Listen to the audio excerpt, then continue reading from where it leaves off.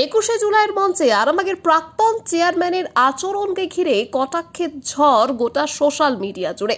সম্প্রতি সম্পন্ন হয়েছে 21শে জুলাই এই শহীদ দিবসের সভা, আর সেখানেই যখন তৃণমূল সুপ্রিমো মমতা ব্যানার্জি এবং তৃণমূলের জেনারেল সেক্রেটারি অভিষেক ব্যানার্জি বক্তব্য রাখছিলেন, তখনই দেখা যায় আরামবাগের প্রাক্তন চেয়ারম্যান স্বপন নন্দী মঞ্চের শেষ সারিতে দাঁড়িয়ে কখনো তিনি হাততালি দিচ্ছেন, এছাড়াও কখনো বিভিন্ন আবেগঘন মুহূর্ত ধরা পড়ে ক্যামেরায়। কিন্তু 21-এর মঞ্চে তার এই ধরনের অভিব্যক্তি নিয়ে ইতিমধ্যেই সোশ্যাল মিডিয়ায় কটাক্ষের ঝড় বইছে রীতিমতো বলা চলে।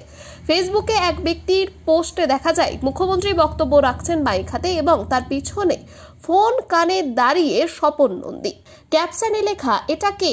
সারাক্ষণ ফোনে কথা বলে গেলেন আর মাঝে মধ্যে দাঁড়িয়ে কারোর উদ্দেশ্যে হাত নাড়ছিলেন, খুব দৃষ্টিকটু লাগছিল। এবার সেই পোস্টেরই কমেন্ট সেকশন খুললে দেখা যায় কটাক্ষের ঝড়। সেখানে এক ব্যক্তি লিখেছেন, এই জন্য এইসব লোকেদের দেখতে পারি না, এরা ফুটেজ খেতে ব্যস্ত, বলিহারি এদের জায়গা দেয় কে? অন্য আর এক ব্যক্তি লিখতে দেখা যায়, হবে হয়তো কেউ, একটা নেতার তো অভাব নেই। এক ব্যক্তি লিখেছেন, শুধু ফুটেজ খাওয়ার ধান্দা, এরা ভুলে যায় 21শে জুলাই শহীদ দিবস। এবং একজন লিখেছেন, টিভিতে মুখ দেখাতে এসেছে। একজন তো ক্ষিপ্ত হয়ে লিখেই বসেছেন, এদেরকে দল থেকেই তাড়িয়ে দেওয়া প্রয়োজন। শুধু তাই নয়, 21শে জুলাইয়ের মঞ্চে এহেন আচরণের প্রভাব পড়েছে আরামবাগের রাজনৈতিক মহলেও। এই বিষয়ে তুমুল কটাক্ষ উঠে এসেছে বিরোধীদের তরফ থেকে। এই বিষয়ে বিরোধীরা তারা কি জানাচ্ছেন দেখুন বিস্তারিত। 24 আওয়ার্স আরামবাগের রিপোর্ট। আসলে 21-এর মঞ্চে মাননীয় রাজ্য সম্পাদক স্বপনবাবু যেটা দেখালেন, যেটা করলেন, যা আমরা প্রত্যক্ষ করলাম, তার যে অতি উৎসাহতা, কর্ম তৎপরতা এবং খানিকটা বাচালতা, শিশু সুলভ আচরণ, আমার তো মনে হচ্ছিল যে উনি পারলে নেত্রীর হাত থেকে মাইক্রোফোনটাকে হাতে নিয়ে কিছু বক্তব্য দেন।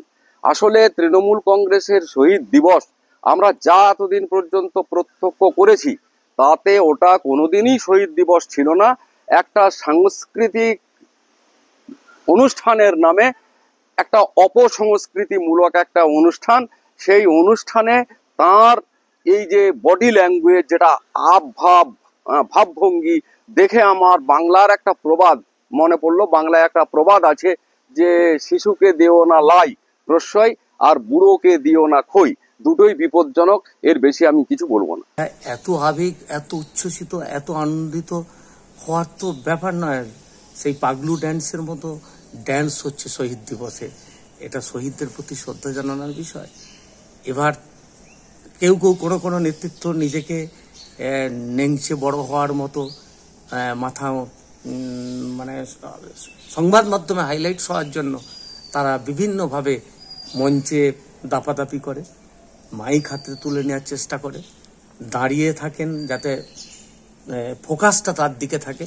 এরকম হয়েছে আরামবাগ সহ বিভিন্ন জায়গার নেতৃত্ব, যাদের সবসময় মানুষের জন্য চোখে পড়ে না, এইসব জায়গায় চোখে পড়ার জন্য তারা কাজ করে। আমাদের বক্তব্য হচ্ছে, কমিউনিস্ট পার্টির আমাদের অন্য দল সম্পর্কে আলাদাভাবে বক্তব্য না, শহীদদের প্রতি প্রকৃত অর্থে শ্রদ্ধা জানানো, নিষ্ঠা জানানো, তাদের আদর্শ, তাদের ফেলে যাওয়া কাজ আমাদের পাথেয় হোক, এটাই আমাদের আদর্শ।